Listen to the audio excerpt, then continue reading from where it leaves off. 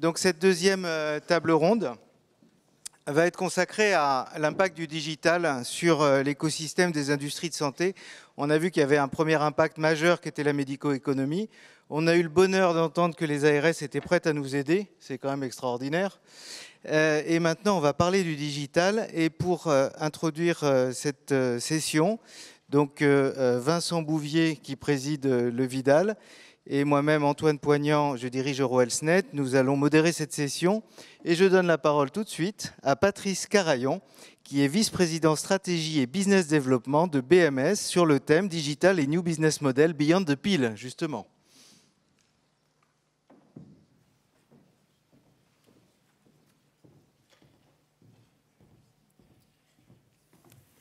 Bien, merci Antoine, bonjour à toutes, bonjour à tous. Alors en plus c'est une journée particulière aujourd'hui, on est le 20 mars, donc le printemps, la journée du bonheur, pour ceux qui ont intégré, c'est le jour du bonheur, hein, ça a été aussi décidé. Et puis surtout, et ça va me permettre de m'excuser tout de suite pour c'est la journée de la francophonie, donc mes slides seront évidemment tout en anglais, parce que tu m'as dit, Antoine, que de toute façon, il y avait un retentissement de Pharma Success qui était tel que l'anglais était forcément la langue de communication qui allait permettre une diffusion maximale de nos échanges. Alors, je vais vous parler de l'évolution du business model d'une partie de Bristol Myers Squibb, celle que j'ai dirigée pendant 4 ans et demi, c'est la partie UPSA.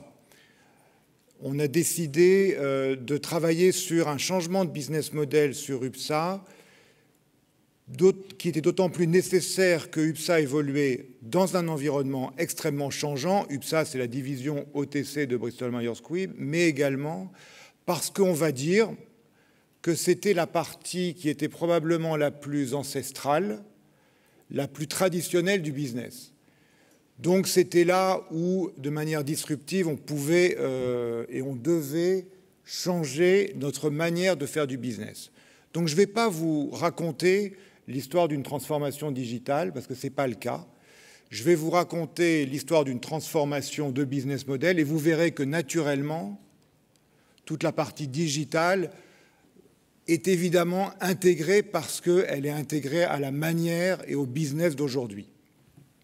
Alors, donc UPSA, très rapidement, les enjeux d'UPSA, ils sont clairs, c'est que cette démarche passée, c'était la démarche UPSA, celle que vous voyez en rouge, et la nouvelle démarche, c'est ce qu'on va appeler modestement, on a appelé ça UPSA Next Generation. L'idée, c'est de dire que pendant longtemps, on évolue dans un modèle très stable. Et quand je dis ça, je le dis pour UPSA, mais on peut finalement faire le parallèle avec pas mal d'autres divisions, entreprises, aires thérapeutiques. On arrive maintenant sur quelque chose de très instable. Bon, l'OTC, on ne va pas là développer ce sujet-là, mais vous savez bien qu'on est en train de challenger la distribution, les prix, tout ce qui est également statut des produits, puisque l'OTC, qui avant était le médicament, on voit bien qu'aujourd'hui, on a ouvert le champ sur un certain nombre d'autres sujets, les compléments alimentaires, le device. Donc on est sur quelque chose de très large, de très instable. UPSA, le positionnement d'UPSA très fort sur un point, le paracétamol et Feralgan, donc monoproduits. Dans un environnement qui est très mouvant, l'idée c'est de se dire il faut absolument qu'on soit capable de coller à notre environnement, d'être dans la même rapidité ou dans la même transformation que notre environnement, comme un peu un corps vivant qui va s'adapter au fur et à mesure au changement de l'environnement. Donc ça veut dire qu'on ne part plus du produit, mais on part de l'environnement. On va dire que jusqu'à maintenant, sur un marché comme celui du paracétamol, bon, même si c'est un peu plus mouvant aujourd'hui, les facteurs clés de succès étaient bien identifiés et nous avons tous vécu dans l'industrie pharmaceutique avec des facteurs clés de succès relativement pérennes et identifiés. On voit que demain, il va falloir qu'en termes de transformation, on soit capable d'être en constante transformation, qu'on soit également sur un certain nombre d'axes qui soient nombreux. Et par exemple, le fait de dire on définit 2 axes et on est limité à ça est quelque chose qui aujourd'hui limite beaucoup trop. Et il faut se donner la possibilité d'ouvrir des axes de travail très différents pour être agile. Et donc dans ce cadre-là, on a mis en place une gouvernance complètement différente. C'est-à-dire que traditionnellement, on était sur quelque chose de hiérarchique.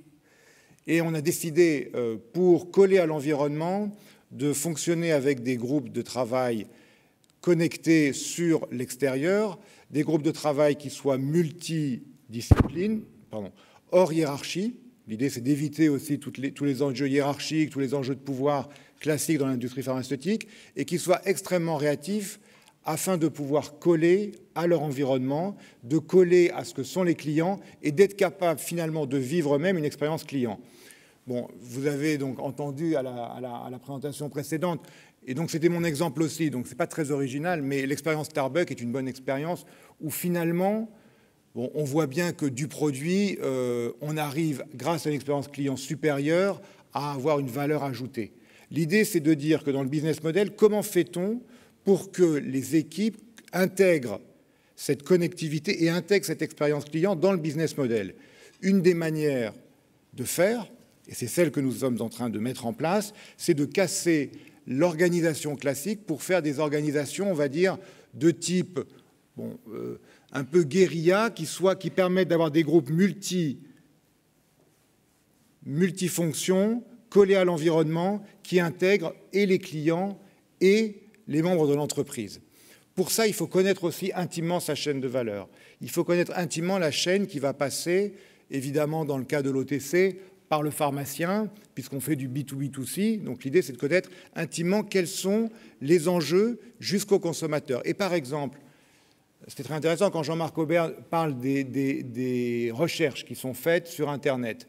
On s'aperçoit qu'aujourd'hui, on a un patient qui ne raisonne plus sous forme de pathologie, mais il va raisonner sous forme de symptômes.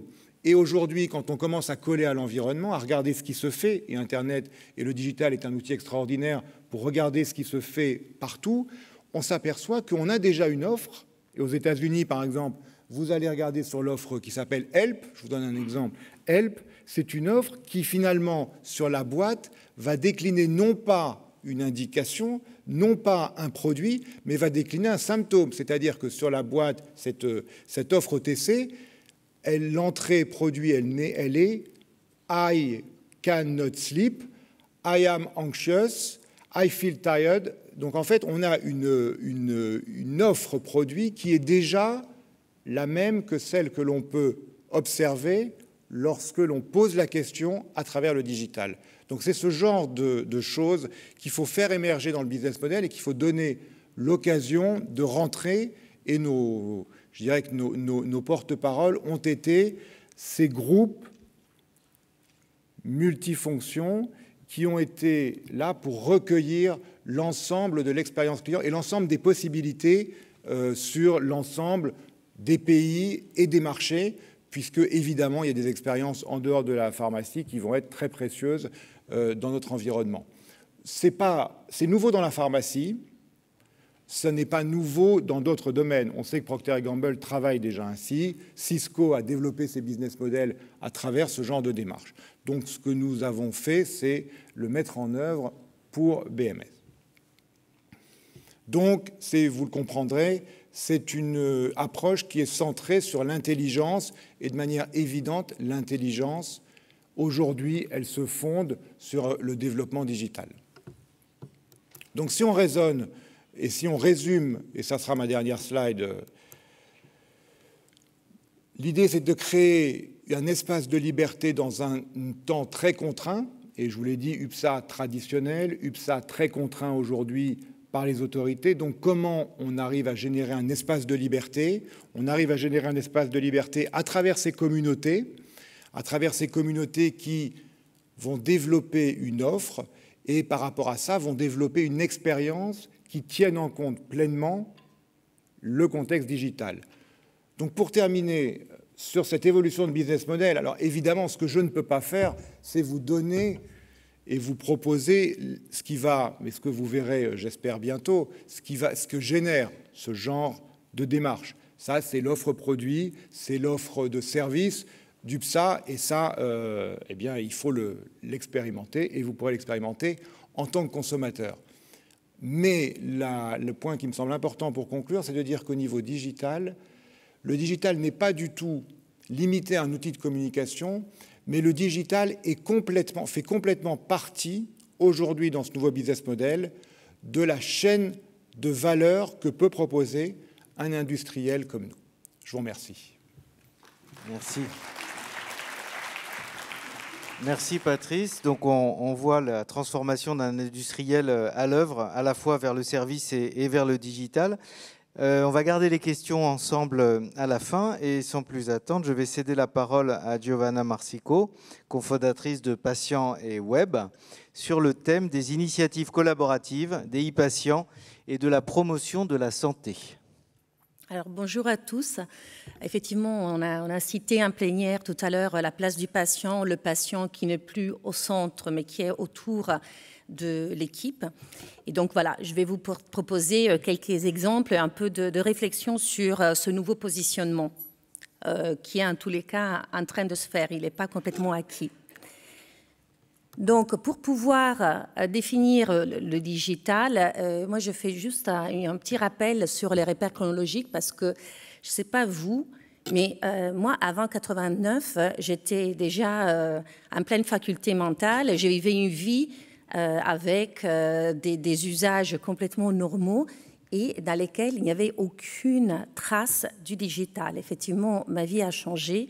Je pense à la vôtre aussi. Donc, en 89, il y a la première présentation de la toile d'araignée, le principe de l'hyperlien et le premier site web. 89, c'est vraiment hier, avant-hier. 94, le premier annuaire Yahoo, donc le premier moteur de recherche. Et puis, comment le digital se développe en santé. C'est déjà à partir de 95 qu'ACOR aux États-Unis, donc le site sur les ressources online dédiées au cancer, fondé par Gilles Friedman, va en ligne et puis suivi par Medicalist en 97, Doctissimo et puis voilà, évidemment Wikipédia et tous les sites collaboratifs. Donc 2003, les réseaux sociaux et 2005, l'émergence du Web 2.0, c'est-à-dire le collaboratif, non plus le site 1.0 à destination d'un usager lecteur, mais des sites ou des outils à destination de personnes censées contribuer, s'impliquer. Donc, en France, ce qui se passe, l'accès à l'Internet santé pour les Français, l'année dernière, avril dernier, donc 2013, on a fait avec l'Omacom et Doctissimo une étude sur la relation à l'Internet français de la part des Français, d'une part, la population générale, et puis des patients connectés. Et voilà, on a eu plein d'informations suite à cette étude. Je vous en livrerai quelques-unes. Donc, sur les domaines de recherche, bien évidemment, le principal domaine est la maladie. À 92%, les internautes, un Français sur deux. Alors, j'ai vu ce matin, c'était 72% des Français qui consultent le web. Nous, on était sur un Français sur deux. Probablement, on est biaisé par le type de population qu'on a interrogé. En tous les cas, l'internaute qui va sur le web faire une recherche santé, pour le 92% des cas, il s'interroge sur la maladie. Et ce qui est, puis sur les traitements, sur l'orientation d'un système de santé, sur un facteur qui était important sur le retour des pairs, PAIRS, et puis par la suite sur l'actualité. Alors, ce qui nous a semblé très intéressant, c'est justement que la population principale des internautes de santé, ce sont les patients ou proches concernés par une maladie grave ou chronique. Et effectivement, là, les usages changent de façon radicale. Pourquoi? D'abord parce que sur l'Internet santé, il propose une information qui est personnalisée, qui est adaptée, qui est vulgarisée et qui est accessible au moment où la personne en a besoin, donc jour, nuit et avec la mobilité dans toute situation de vie. Alors, quelles sont les différentes étapes? Puisqu'on parle du parcours de soins, on parle du médicament. Alors, quelles sont les étapes de la maladie dans laquelle Internet intervient comme outil d'aide de support? Avant la consultation, le docteur Google, vous êtes tous au courant que la première chose qu'on fait quand on a des symptômes, c'est d'aller voir Internet. Et effectivement, ce sont les symptômes. Alors, mon prédécesseur a évoqué cette différence, cette évolution vers la recherche du symptôme et non pas du médicament. Et c'est tout à fait le cas.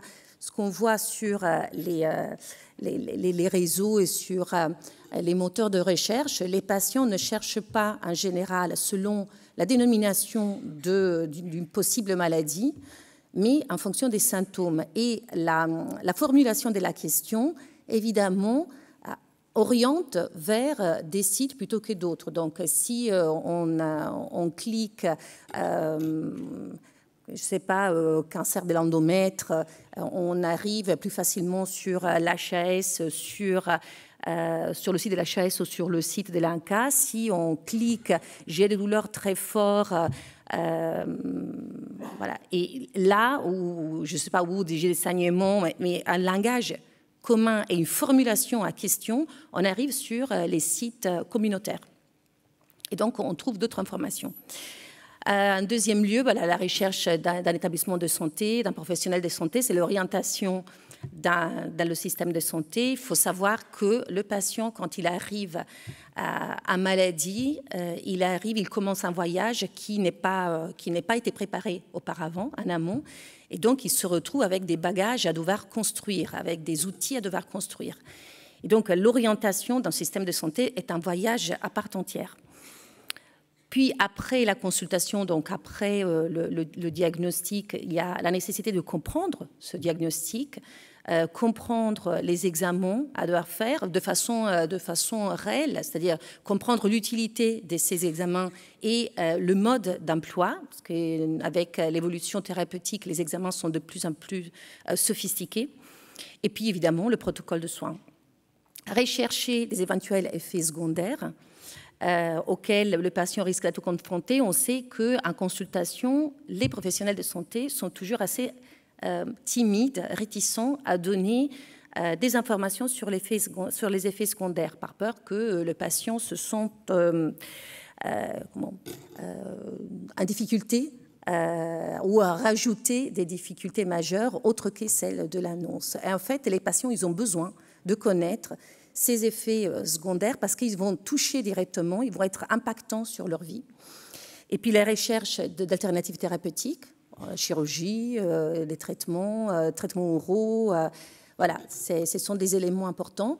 Et puis, pendant la période de traitement, la recherche du soutien auprès des pairs, confronter les effets adverses des traitements auprès de la communauté, chercher les traitements complémentaires, tout ça, on en reverra après, mais tout ça, ça synthétise cette expérience profane dont on parle souvent aujourd'hui, qui n'est pas satisfaite par des réponses uniquement médicales. On cherche l'expérience auprès de ceux qui la vivent.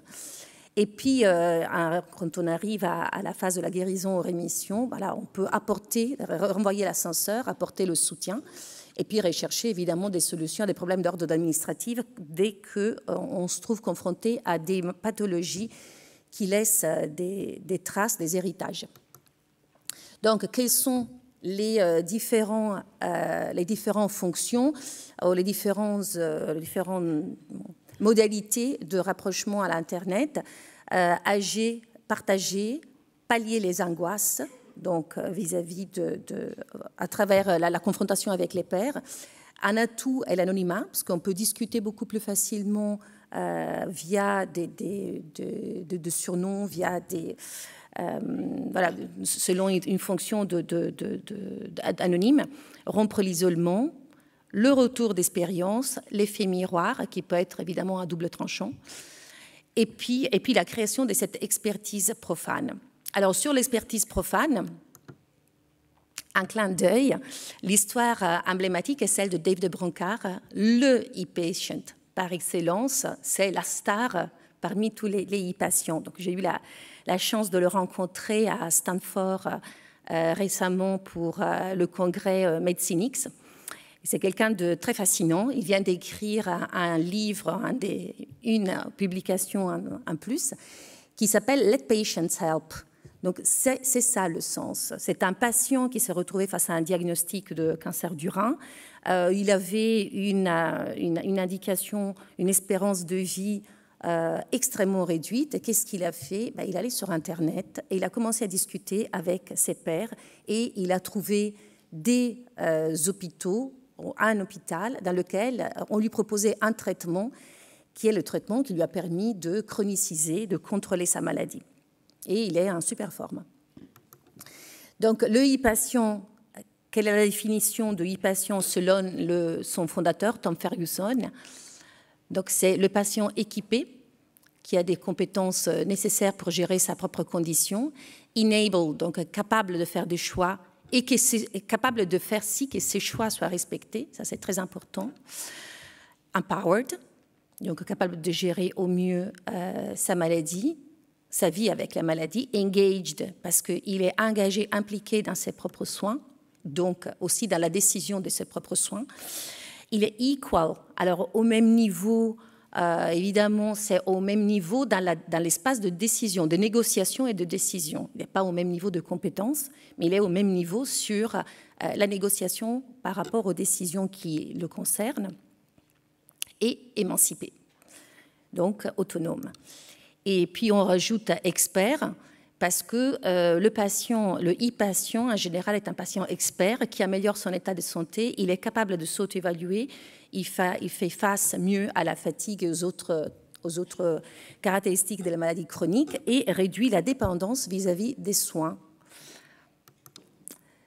Là, je vous ai proposé la courbe de l'implication parce que via le web, les patients peuvent se situer à différentes positions. C'est-à-dire qu'il y a des patients qui sont complètement écartés d'un parcours d'autonomisation et puis au fur et à mesure, ils s'impliquent. Donc le patient, il reste écarté, puis il commence à lire et s'informer, puis il réagit, il commente, puis il commence à faire des évaluations. C'est-à-dire qu'il donne du feedback, il participe à des enquêtes. Ensuite, il exprime ses préférences. Et il arrive à participer aux choix qui le concernent. C'est le principe de la décision partagée. Tout ça, toute cette partie-là est la partie de l'application individuelle, donc vers l'empowerment. Après, les patients peuvent passer à une autre étape, c'est-à-dire celle de l'implication collective.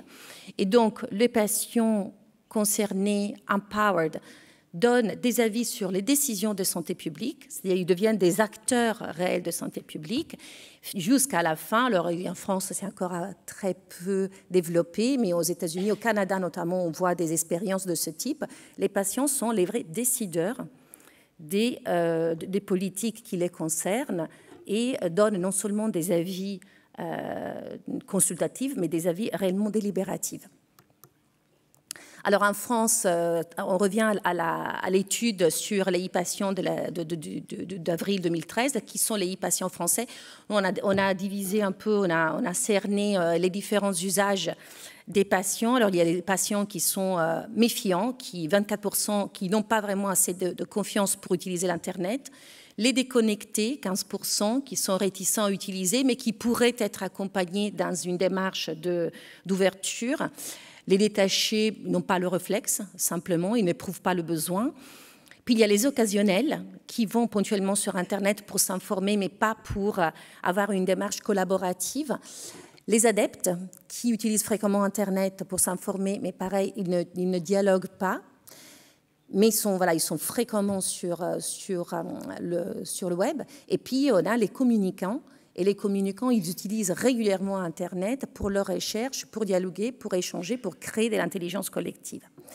Et évidemment, les adeptes, les communicants en général, sont de patients de maladies chroniques. Alors là, en France, on a une reconnaissance de cette expertise profane qui émerge du contexte associatif et du web. Il y a des unités de recherche qui ont travaillé et le ministère de la Santé a reçu différents rapports sur ce concept de l'expertise profane des associations de patients comme outil de démocratie sanitaire, mais non seulement, c'est aussi un outil de recherche. Et vous êtes des acteurs de la recherche, donc je vous souhaite de poursuivre cette démarche. Quels sont les atouts d'une démarche participative? Alors, il y a des meilleurs résultats thérapeutiques, une meilleure observance, une efficience coût-bénéfice beaucoup plus importante. On l'a vu sur plein d'études qui montrent que les patients, notamment qui sortent d'hospitalisation et qui sont mieux renseignés, mieux informés, qui sont accompagnés par des dispositifs d'information au domicile, montrent une réduction de retour à un soin d'urgence, aux urgences, qui est du 40%. Et puis voilà, l'amélioration dans la sécurité des soins, une implication dans la décision, ce qui veut dire que cette décision est partagée, est intégrée et donc elle est pérennisée dans le parcours du patient. Et puis l'anticipation et meilleure résolution des conflits qui sont malheureusement toujours là. Donc, comme à l'étranger, en France, les e-patients se mobilisent sur le web. Alors, je vais vous montrer des exemples. Il y a les e-patients qui ont été à l'honneur du Doctors 2.0 l'année dernière. Et puis, l'association Renalou, qui est née comme un site web. Catherine Cérizet et son blog, qui est une référence sur le cancer du sein. L'association AFA, sur les maladies infectieuse de l'intestin, et puis le forum Vivre sans thyroïde qui est né et vraiment sous une forme de partage et proposition d'information. Alors l'exemple, je fais un clin d'œil parce que c'est mon bébé, c'est Cancer Contribution, une plateforme qui a vocation de faire intervenir, impliquer tous les acteurs du cancer sur l'élaboration des choix de santé publique et des référentiels notamment. Donc, voilà, je vous invite à venir tous à participer aux différents débats parce que c'est à travers ces débats-là qu'on crée une position de convergence, une vision commune autour des enjeux. Là, on parle de cancer, mais on peut transposer facilement aux maladies chroniques. Et je termine en disant que voilà, les patients sont la ressource la plus inexploitée du système de santé, mais depuis l'ancienne Rome, le principe est nil de nobis sine nobis, c'est-à-dire rien sur nous sans nous. Donc, patient partenaire. Voilà. Merci. Bravo.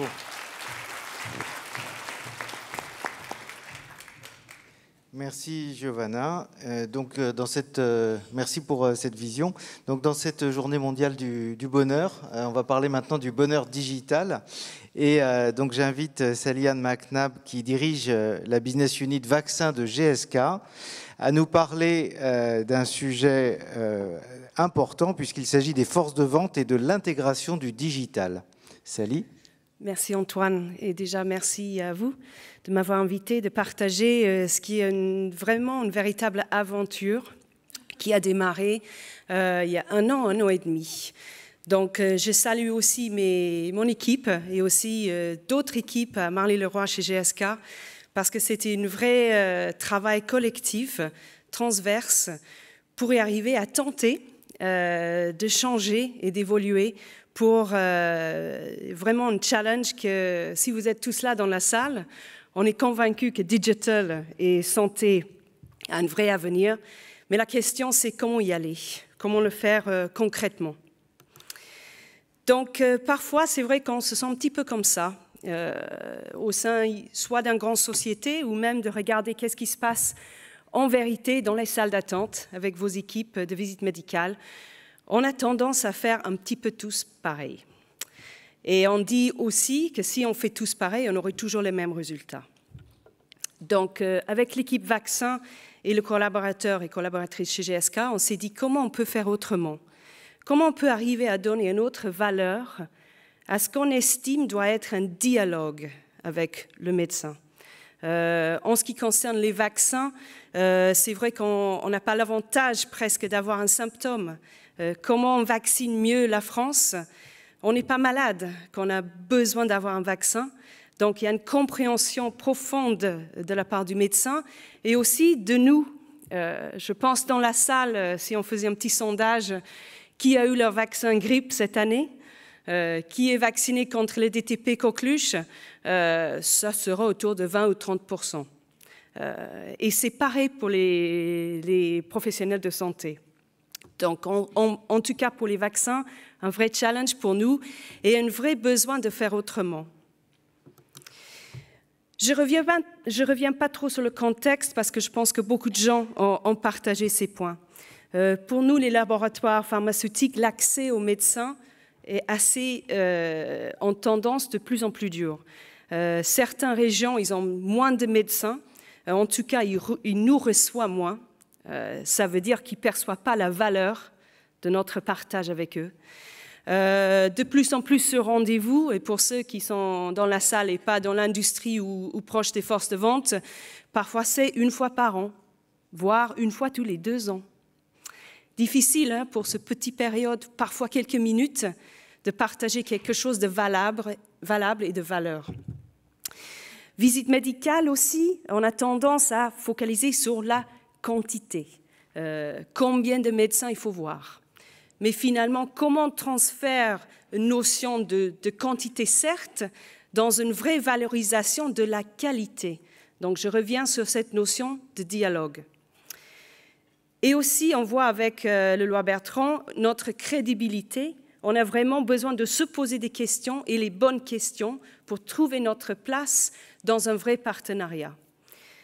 Les professionnels de santé, on l'a dit aussi tout au long de la matinée, de plus en plus de médecins connectés, des outils d'informatique qui aident dans l'activité, l'accès médical facilité, non seulement pour les médecins, mais aussi pour les patients. Giovanna a partagé ces patients qui aujourd'hui sont des véritables experts. Donc le médecin, notamment le médecin généraliste, peut être très challengé quand il y a des patients qui sont très au courant de leur maladie, de leurs symptômes, ou j'espère des vaccins qu'il faut, et comment on va faire. Plus exigeant.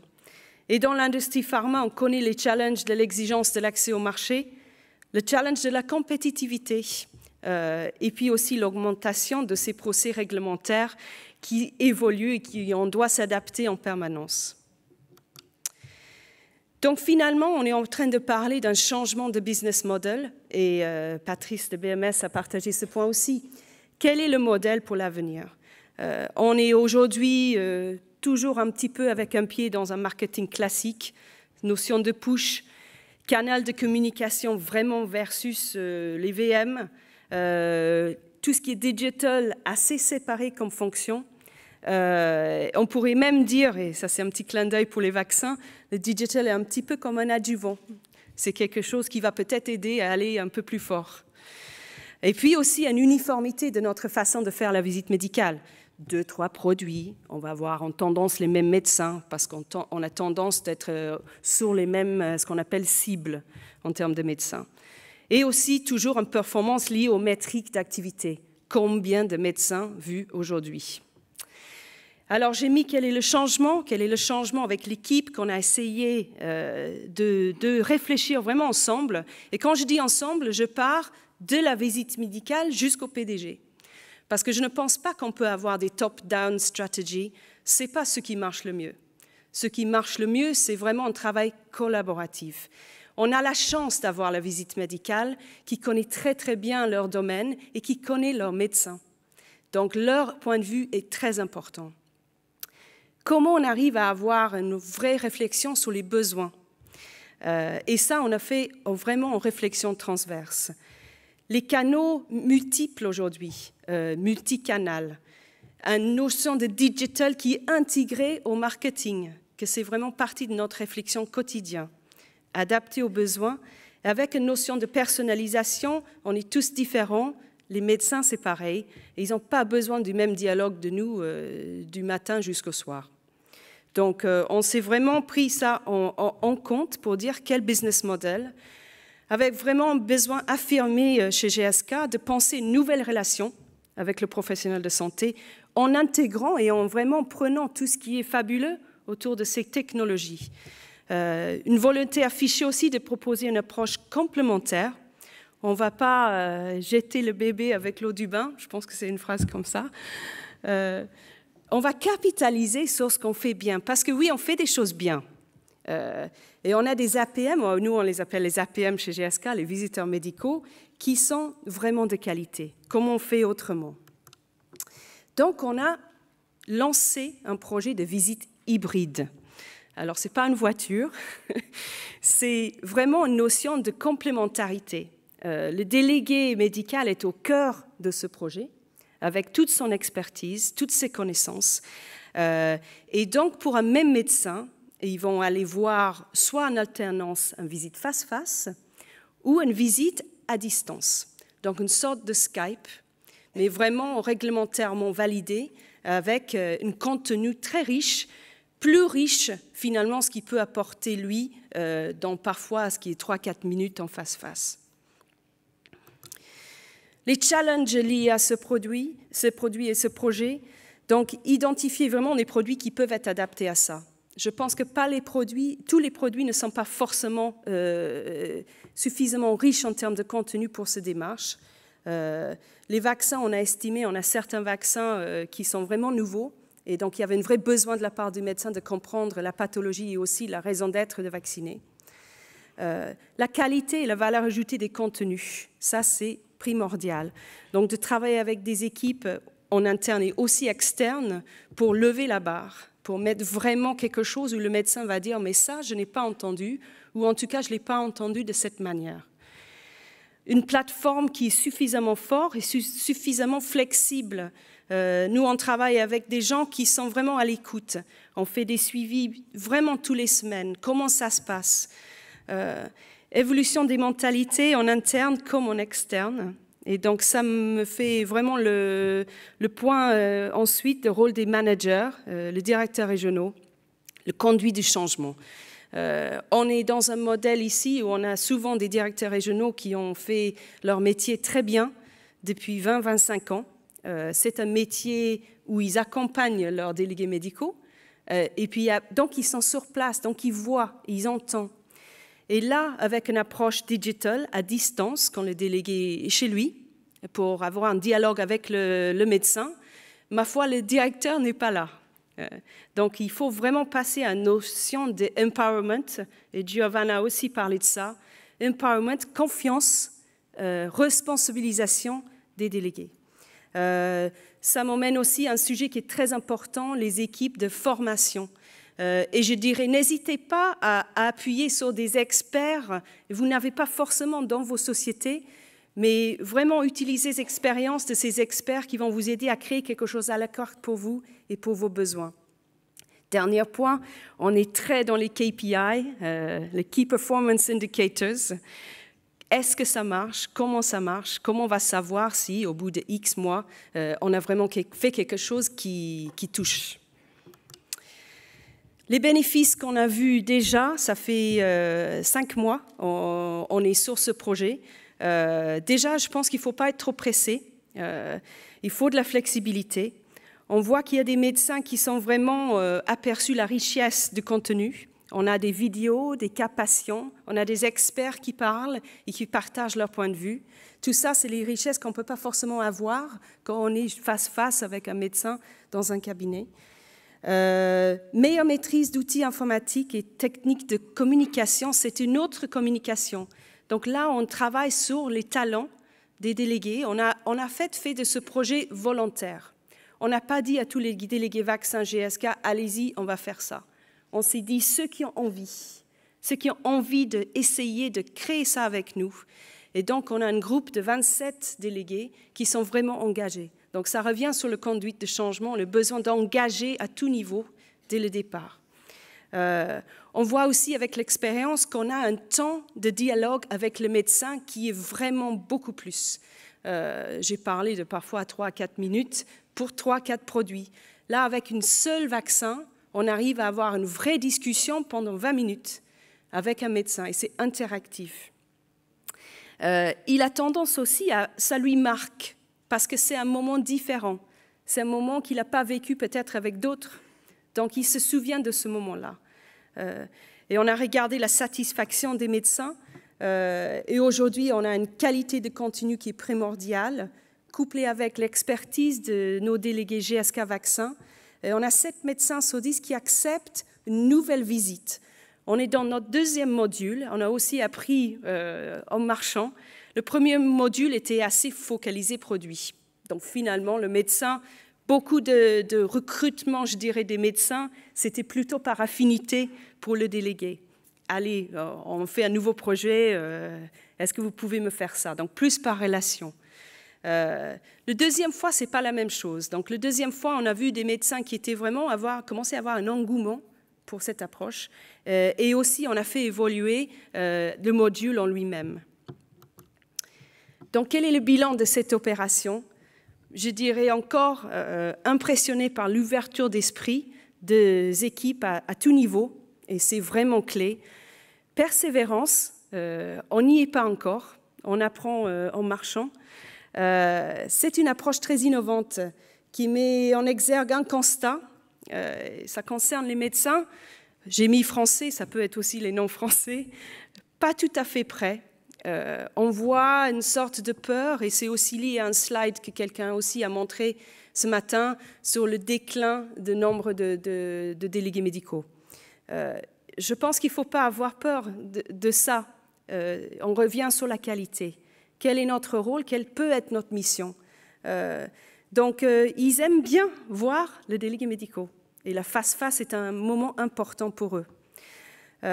Donc, ils ont besoin de vraiment un accompagnement et un encouragement.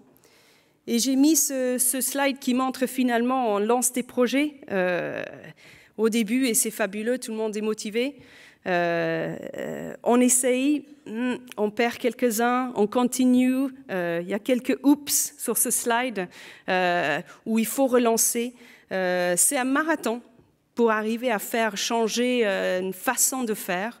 Et une dernière question pour la salle, c'est les médecins déjà vus en face-face. Est-ce que c'est ça qui représente le meilleur cible? Donc ça revient à cette notion de hybride. Je pense que ça ouvre, Antoine, des perspectives de réflexion sur quelle est la meilleure approche à avoir et comment on peut avoir une complémentarité de tous les éléments qu'on met en œuvre pour avoir ce vrai partnership avec les médecins et en tout cas pour mon cas chez GSK Vaccins d'aider à mieux vacciner les gens en France. Je vous remercie.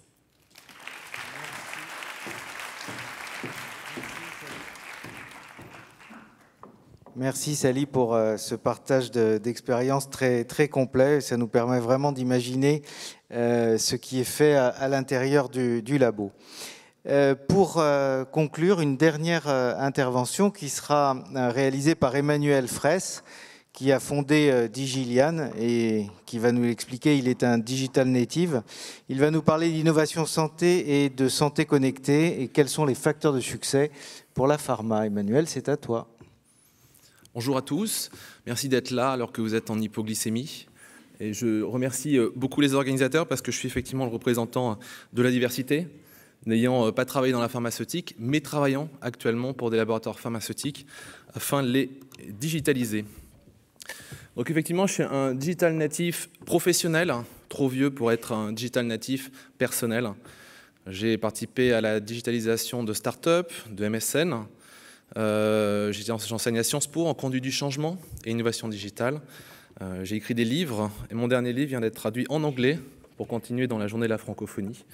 Le titre en anglais c'était Business is Digital et en anglais le titre c'est Business is Digital Now. Voilà. En fait, qu'est-ce qu'on constate? On voit bien que l'écosystème a vraiment changé et que le patient est désormais socialisé. On parlait de l'avis des pairs face à l'avis des experts. Il est clair que maintenant, quand on parle symptômes, le Doctissimo s'impose comme lieu de passage, avec une information plus ou moins juste, mais comme lieu de passage néanmoins, ainsi Google. Alors, pour parler de Google, un des concepts de Google intéressant qui nous intéresse actuellement, c'est le ZMOT, le Zero Moment of Truth.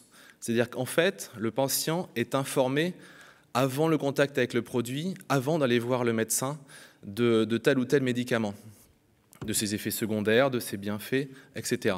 Il va échanger avec ses pairs, P-A-I-R-S. Il est clair que maintenant, on a un moment qui est assez fascinant puisque les usages et les technologies sont en train de se croiser.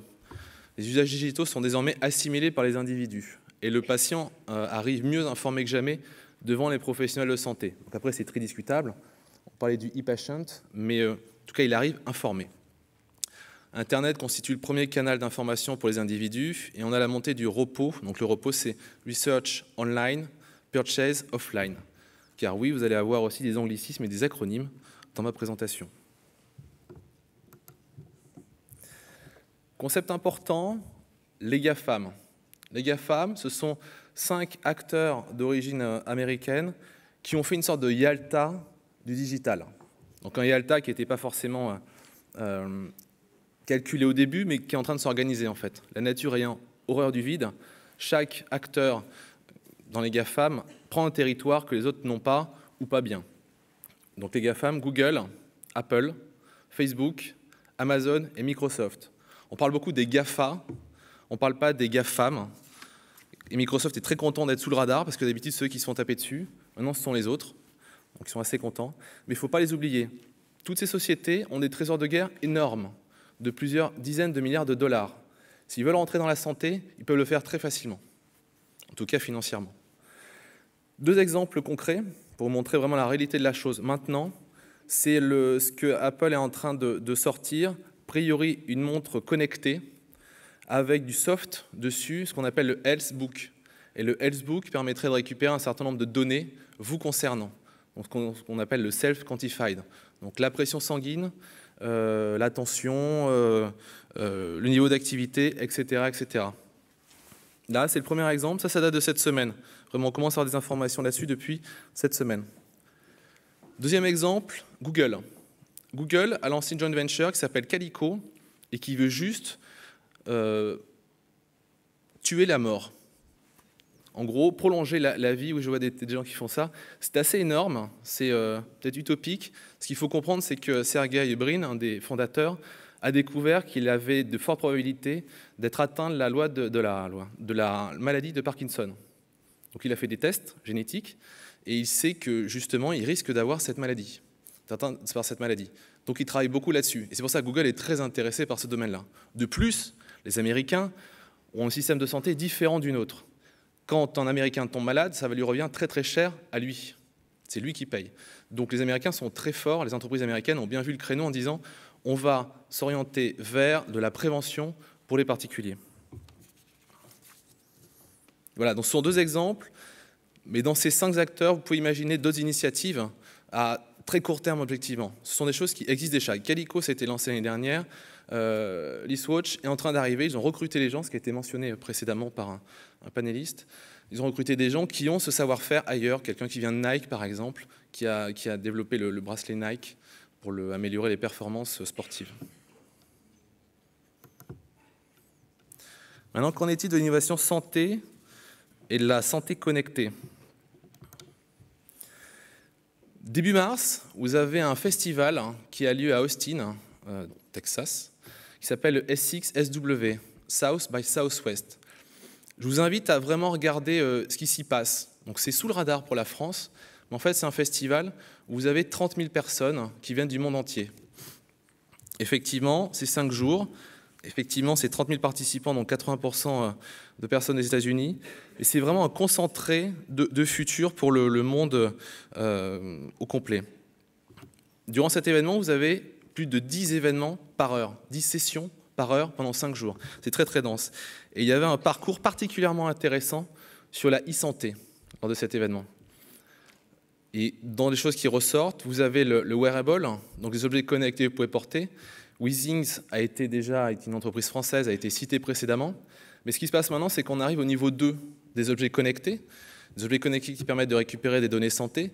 Vous arrivez à des objets connectés beaux et mode. Maintenant, au début, on s'adressait aux geeks. Maintenant, on s'adresse à une clientèle beaucoup plus large. Vous voyez, par exemple, là, vous avez un pendentif design pour aller toucher une autre clientèle. Donc, on voit qu'il y a une démocratisation du wearable qui permet de récupérer des datas, et notamment des datas santé. Deuxième chose, c'est la télémédecine.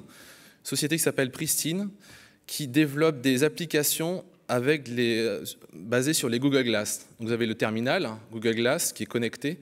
Vous avez Pristine qui développe des applications sur les Google Glass. Troisième exemple, les pilules électroniques, Adertech. Vous avez d'autres pilules électroniques et connectées qui existent. Si un patient ne prend pas ses pilules au bon moment, l'information remonte à qui de droit et remonte aux professionnels de santé. Quatrième exemple, les programmes online pour améliorer sa santé mentale. Donc pour les personnes qui ont des désordres mentaux ou qui veulent s'améliorer, vous avez Thrive On qui a gagné un prix d'ailleurs là-bas, puisque vous avez un accélérateur de start-up aussi à cet événement. Et cinquième entreprise citée, c'est 23andMe, qui a été fondée par l'ancienne femme de Sergey Brin, justement, cofondateur de Google, qui fait du séquençage génomique, qui fait du test de code génétique pour différentes maladies, le diabète, le cancer, Parkinson. Et ce qui était intéressant, c'est qu'elle est intervenue pendant 1 heure pour parler de sa société. Elle expliquait qu'elle avait 650 000 génomes en base et que ces données pouvaient être accessibles, entre guillemets, librement pour les scientifiques et d'autres personnes intéressées par le sujet. Ce qui se passe, c'est qu'en novembre 2013, des activités ont été suspendues par les instances américaines en disant attention, c'est quand même du médical, séquençage génomique, les tests de code génétique, ça ne peut pas se faire comme ça. N'empêche qu'on voit ce qui est en train de s'ouvrir par rapport à ça et par rapport à l'apport du digital dans la santé. D'ailleurs, si ce sujet-là a été interrompu aux États-Unis, il ne l'est pas ailleurs, notamment en Chine. En Chine, la Chine, le pays où vous allez retrouver le plus une base de données importante de tests de code génétique, justement. On n'en parle pas, mais c'est une réalité.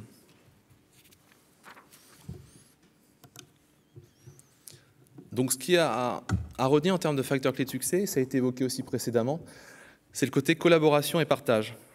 En termes de contexte, il est clair que le monde est plat, l'innovation vient de partout, nous vivons dans un monde de data, de données, on parle beaucoup du big data, sans forcément savoir ce que ça veut dire, mais il commence quand même à y avoir des applications et des réalités à ce sujet-là, mais que néanmoins en France, on a des contraintes locales. Sans vouloir réduire ces contraintes locales, il est clair qu'il y a beaucoup de choses qui sont déjà possibles et qui vont être de plus en plus possibles, sachant que le temps réel est quelque chose qui intègre de plus en plus les usages et les pratiques, à la fois des patients, voire des médecins et des autres professionnels de santé. Donc dans les points à voir en termes de collaboration et partage, le premier c'est le crowdsourcing. On voit bien maintenant que pour faire des prototypes intéressants d'objets connectés, il ne faut plus des centaines de milliers de dollars ou des millions, il faut 5000 $ par exemple. Vous avez des exemples là, donc ça c'est, on ne voit pas bien, mais c'est un casque pour suivre l'activité cérébrale du cerveau. La deuxième chose, c'est, deuxième objet à droite, c'est un outil couteau suisse en gros pour le médecin, qui puisse faire un certain nombre de choses, qui puisse à la fois voir le fond de l'œil, etc., lumière et autres. Donc vous voyez, c'est quelque chose qui est connecté aussi. Et ça, c'est crowdsourcé, donc financé par les gens sur Internet, professionnels de santé ou pas. Deuxième exemple, deuxième sujet, les API, donc Application Programming Interface. Vous avez des bases de données qui sont maintenant ouvertes, dans lesquelles vous pouvez taper, notamment pour faire des simulations de tests cliniques.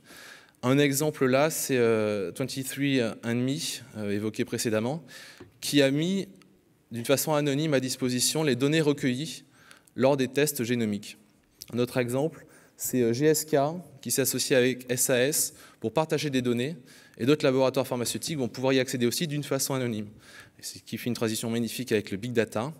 Là, c'est un vrai exemple de big data. Partage de données, simulation à partir de données anonymisées, mais partagées. Social monitoring, là on parle de veille automatisée et de listening plan, voir ce qui se dit sur Internet. On ne peut plus vraiment échapper à ça. Alors ça pose d'autres problèmes, bien sûr, mais il est clair que surveiller ce qui se dit sur Internet est fondamental. Et dernier sujet, vous avez l'innovation fluide. L'innovation fluide, compliquée, puisqu'il y a un environnement sous contrainte, néanmoins nécessaire. Donc ça passe par quoi? Ça passe par exemple le fait de créer des équipes virtuelles, des virtual teams en interne, puisque la digitalisation passe déjà par l'interne. Il faut que les collaborateurs s'approprient le digital pour pouvoir mieux l'appliquer par la suite. Ça peut passer par des bibliothèques de projets, donc dès qu'il y a un projet, voir ce qui se fait en termes de meilleures pratiques dans les autres services. Ça passe aussi par un partage au niveau mondial de ce qui c'est un benchmark au niveau mondial de ce qui peut se faire dans différents sujets. Bref, beaucoup de choses à voir, mais toujours dans cette logique d'ouverture, parce que les choses vont tellement vite que vous ne pouvez plus avancer seul. Vous avez un proverbe africain qui dit « Seul, on va plus vite, ensemble, on va plus loin ». L'expérience utilisateur, toujours pareil. Ce qui est fondamental, c'est qu'il faut que les laboratoires pharmaceutiques, j'ai envie de dire, passent d'une logique de produit à une logique de solution. C'est-à-dire qu'elles passent d'une logique de médicaments à une logique de santé, beaucoup plus globale. Et c'était ce qui était sous-jacent dans les différentes interventions déjà précédentes. Un mot qui est très important, c'est le design. Le design est un mot qui est complètement galvaudé. Le design, c'est pas faire des meubles. Le design, c'est trouver des solutions innovantes par rapport à des problématiques. C'est de connecter les points différemment. Le design, dans le sujet qui nous intéresse, concerne à la fois le design de service et le design digital. Le design de service, c'est-à-dire qu'on travaille en partenariat avec les différentes parties prenantes. Donc on parlait des patients tout à l'heure, etc., etc. Mais ce design, vous pouvez aussi l'appliquer au process, vous pouvez l'appliquer à vos systèmes de communication digitaux, vous pouvez l'appliquer à vos modèles économiques. Et ce qui est clair, c'est que maintenant, on va de plus en plus vers une hybridation entre le monde réel et le monde virtuel, entre l'IRL, in real life, et l'URL, le monde digital, et que tout ça va permettre vraiment de créer quelque chose qui est la santé connectée, mais qui n'est pas simplement le médicament, mais qui est aussi des solutions, qui sont aussi des objets connectés, des process différents de réflexion pour arriver à apporter des vraies solutions pour les patients concernés. Merci. Merci Emmanuel. Merci Emmanuel pour ce panorama magnifique. Alors, vous êtes des intervenants, des orateurs exceptionnels parce qu'on est presque à l'heure. Donc ça, c'est magnifique. Donc on va prendre des questions dans la salle et j'espère qu'on aura 5-10 minutes de discussion en fonction de vos appétits. Avez-vous des questions? Bon, on a été très très clair. Hein. Attends. Ah oui, on a une question au milieu. Au milieu, merci. Bonjour, Mathieu Quibourger, Johnson & Johnson. Merci beaucoup à GSK pour sa présentation sur la visite hybride. Je suis très intéressé de savoir comment vous avez adressé une problématique auquel, dans ce type d'approche, on est confronté, la peur du médecin de disparaître du radar des laboratoires de manière générale, de ne plus être visité, et de participer lui-même finalement à sortir de l'équation de la prise de décision par rapport à la décision du médicament. Oui, merci. Ça marche? Oui. Donc déjà, disons que c'est un peu pour ça qu'on a fait version hybride. Parce qu'on avait la notion de cet contact encore face-face.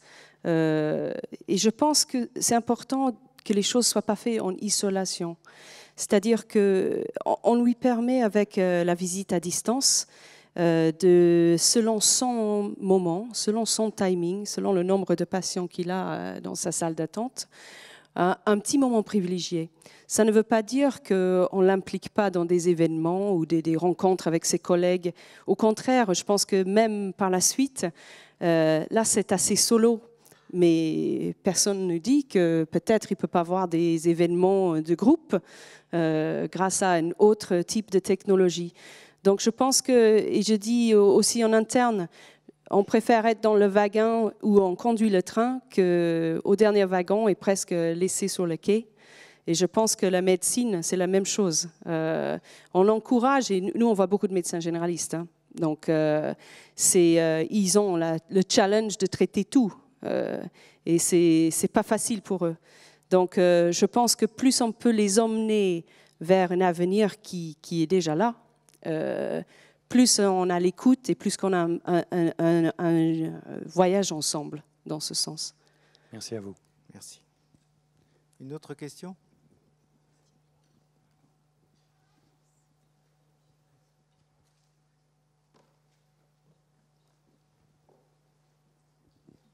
Bonjour, je suis Grégoire Pigné, je suis interne en médecine et en même temps cofondateur de 360 Médical. Je voudrais poser une question toujours sur votre démarche de la visite médicale hybride.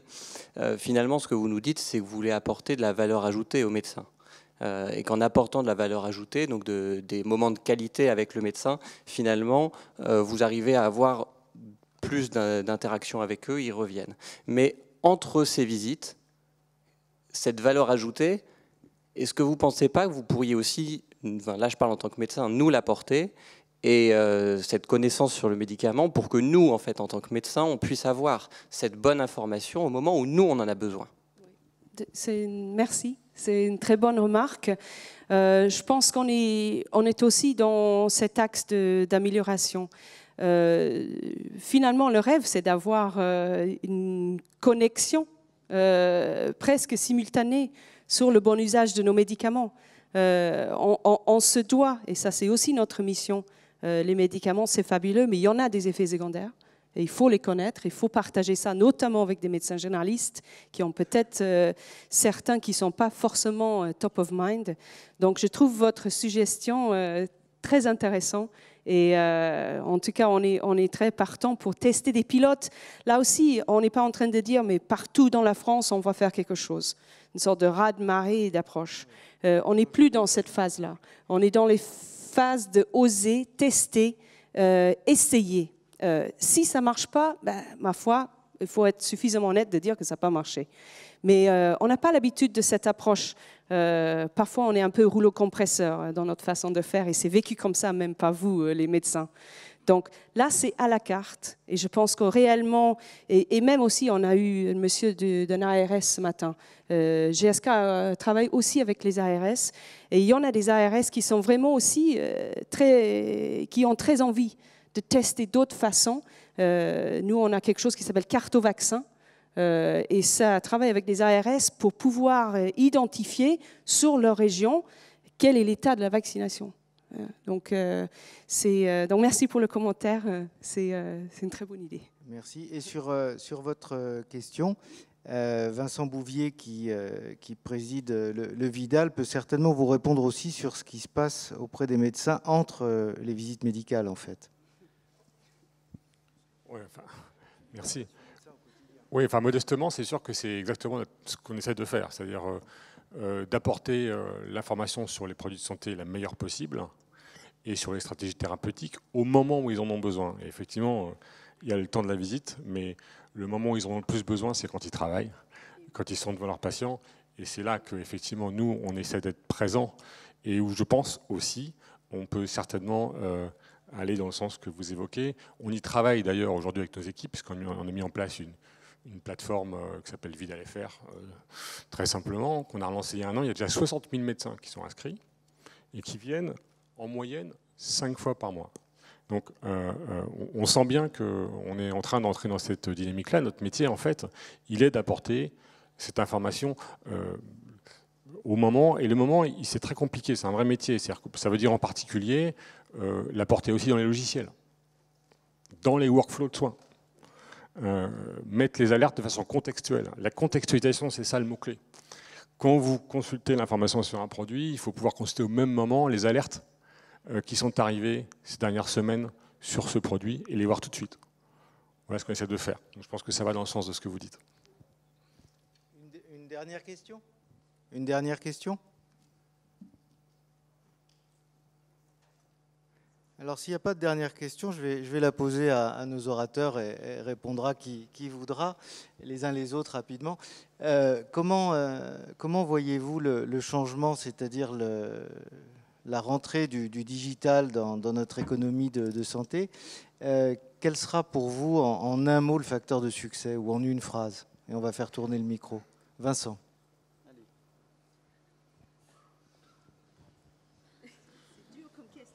Moi, je pense que d'abord, c'est absolument inexorable. Donc le temps est le premier facteur absolument majeur.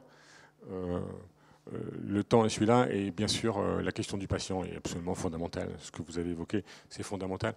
On a fait une étude récemment sur nos médecins qui nous disent qu'aujourd'hui, dans 20% des cas, ils consultent la base pour renseigner leurs patients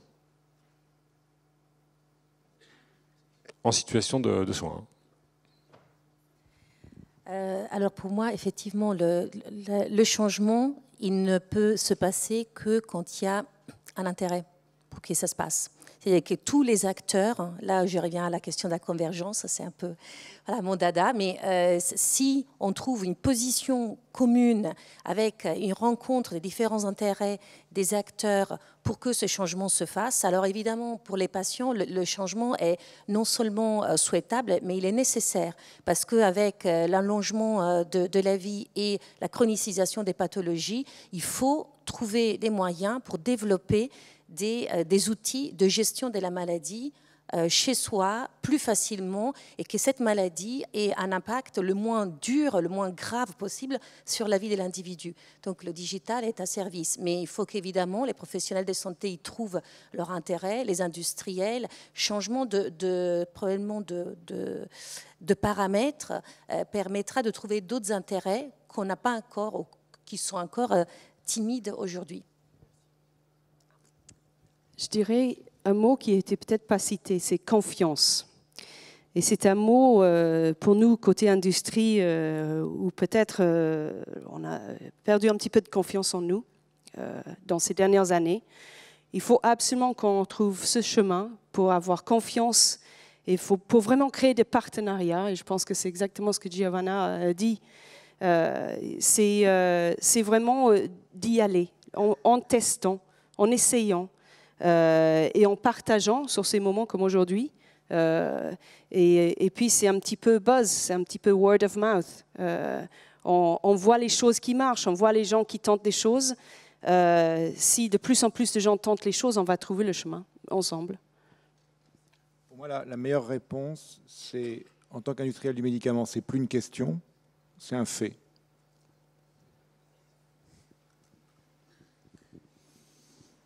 De l'audace et de l'action. En gros, on voit bien que la chaîne de valeur est en train d'évoluer. Des nouveaux entrants sont encore sous le radar, mais très vite, ils vont apparaître et émerger. Vous avez eu d'autres secteurs qui ont été disruptés déjà. La musique. La musique, pour la première fois depuis 12 ans, en France, est repartie en croissance. Bon, c'est fragile encore, mais ça fait 12 ans qu'il y avait un marasme musical et que là, pour la première fois, ça repart en France. Deuxième exemple, les médias. Google est en train d'arriver dans les médias et autres. Donc j'en reviens aux GAFAM, aux nouveaux entrants, de l'audace, de l'ouverture, regardez ce qui se fait et agissez vraiment en challenger, même si vous êtes leader.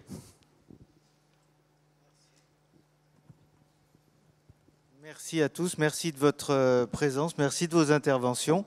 Et je propose qu'on finisse cette table ronde et je vous donne rendez-vous sur l'exposition. Merci.